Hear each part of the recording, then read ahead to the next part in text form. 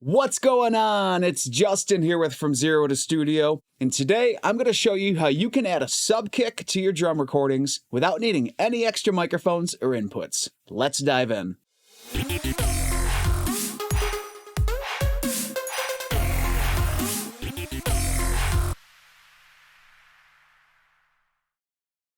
So these were the drums I recorded when I compared my drum mic setup against the $100 Behringer drum mic set. Let's hear these drums.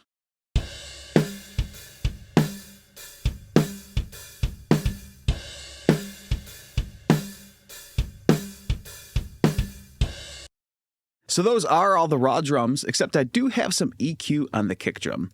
One thing you might remember about this kick is it didn't have much low end in that mic, and it was pretty boxy sounding.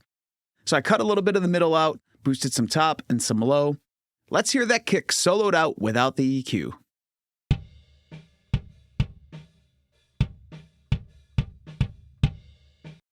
And here it is back in.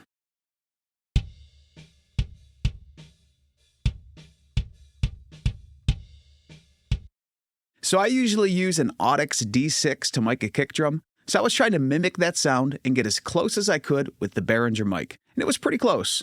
Now, if you don't have an additional microphone or additional inputs to have a kick out mic or a kick sub mic recording, one trick you can do with this is duplicate the track, which you'll see that I've done and I've labeled kick sub. Now, even though we had that kick track sounding pretty good with that EQ added to it, we're going to approach this a little bit differently. Let's take a look at the processing I have on this kick sub track. So I've got the Slate virtual mix rack here, and the first thing I have going on is going to be some compression, just to tame things a bit. I've only got 1 to 2 decibels of gain reduction happening on average.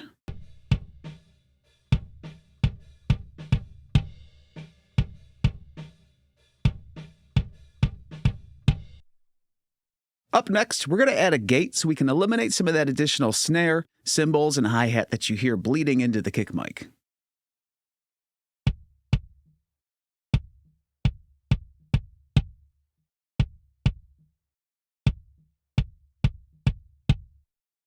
Now, if you listen really close, you can still hear a little bit of that snare hit in there, but we're pretty much going to eliminate all of that with this next plugin. Up next, I've got an EQ, and on this EQ, I'm using a low pass and cutting everything back to about 50 Hertz. I'm going to play it bypassed, and then I'm going to enable the EQ.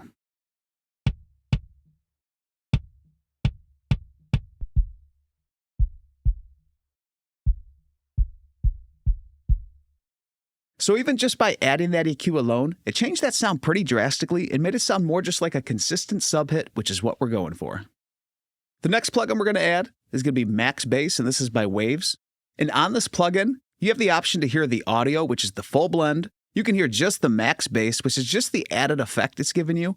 Or you can hear the original bass, which is going to be how it sounded on the original track. In this instance, I'm only using the max bass output.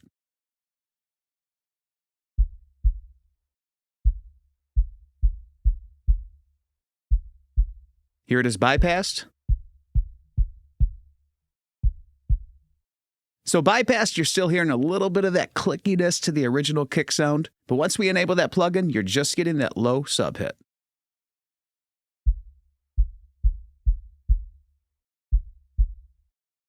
Last but not least in this plugin chain, I've got an instance of JST Clip, which is a clipper, and I'm not doing anything extreme with this, just kind of driving it up a little bit, which is going to help increase the level and help to keep things a little more consistent across the board.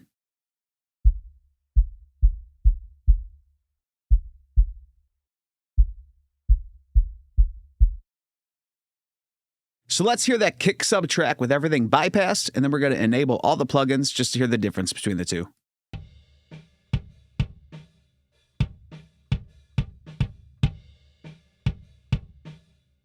Here it is back in.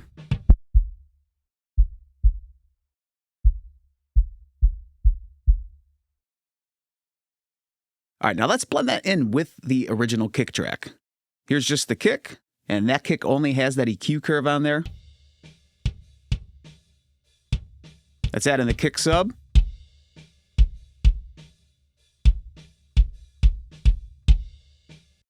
And let's hear that in the full mix of the kit. Here's without the kick sub first.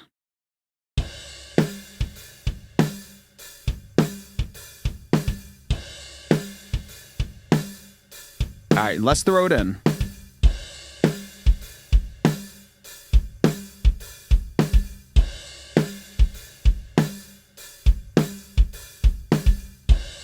It really gives that big rock and roll style kick drum sound that I love. Now, having that kick subtrack might not necessarily be needed for every song, or depending on how you EQ'd your kick drum, but it gives you a consistent low sub hit that you can blend into taste and get the bottom end of your drum mix sitting exactly where you want it.